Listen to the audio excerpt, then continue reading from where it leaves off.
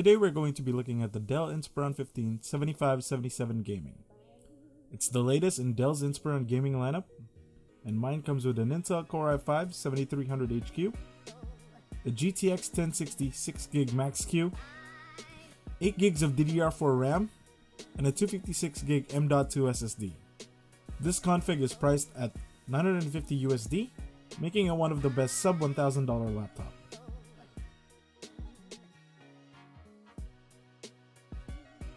Its display is a 1080p IPS screen with rich and vibrant colors out of the box and consistent viewing angles, which is a given for an IPS display. But it's great to have for productivity workloads that requires you to have accurate screen color as well as gaming. Moving to the I/O, on the left side we get one Noble lock slot, our power adapter port, one RJ45 port, one USB 3.1 Type A, and an SD card read. On the right we get our HDMI 2.0 port, one Thunderbolt USB 3.1 Type C port, two USB 3.1 Type A, and one headphone microphone jack. One of the things that I've missed ever since I started using the ROG G752 was using an average size backpack. I'm happy to say that I'm able to use my old JanSport bag again with the Inspiron. And here they are on top of each other for a size comparison. And fun fact, I won the G752 at an Asus event in San Francisco back in 2015.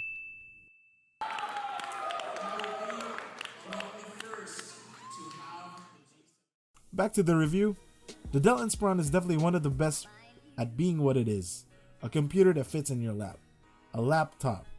Compared to the G752, it packs more power at half the size and weight, which is made possible by the efficiency innovations made by NVIDIA and their Pascal architecture. It has an amazing build quality as well, passing the single finger test, even though it has a middle hinge design that does add more stress to the display when you open it up from the side. It's got a little bit of an Alienware flavor to it, with its super aggressive looking rear exhaust vents, but it's the only thing that shouts gaming about it.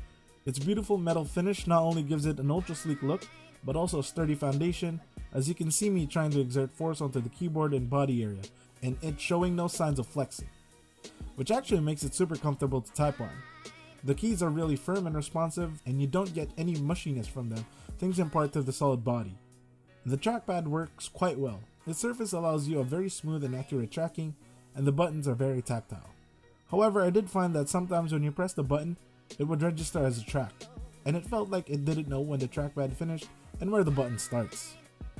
But for my use case, this isn't going to be a problem, since I'm going to be using a mouse most of the time, but this may annoy you when you start using it.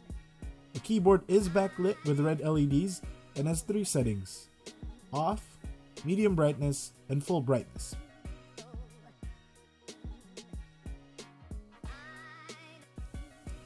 Moving over to the bottom, you can easily access it with just one screw, and you have slots for the M.2 stick,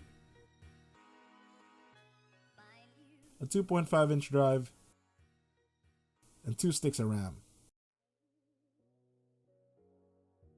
This laptop easily handles gaming thanks to its desktop GTX 1060 with esports titles like Dota 2,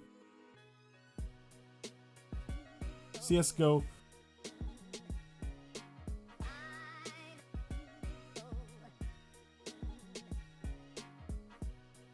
Overwatch,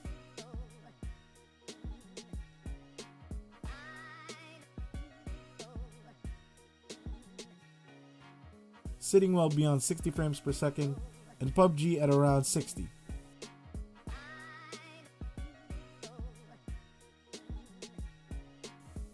And lastly, Firestrike and Unigine Heaven, giving us very respectable numbers.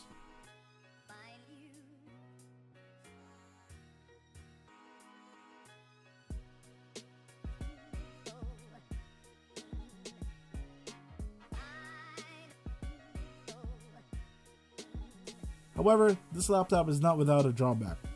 When putting it under load, the fans ramp up to 100%, which bothered me a lot when playing without headphones. The laptop wasn't even hitting critical temperatures, as you can see me test it with IDA64, and there's no way for the user to change the fan curve. It's a pretty obnoxious problem, but a fairly simple fix, and I hope Dell releases an update where we can control the fan curve of the laptop. Have a listen.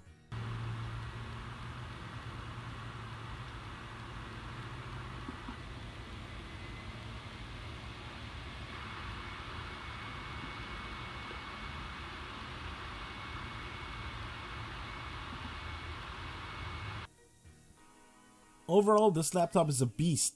It packs a lot of power in a fairly reasonable form factor. It is priced very competitively. If you're in for a market for a new laptop under $1,000, you should definitely take into consideration the Dell Inspiron 157577. A quick update for the channel, I am extending the $20 RΛZR gift card giveaway until March 15th to give a bit more time for the competition to get more participants, and if you're already in it, you don't have to do anything.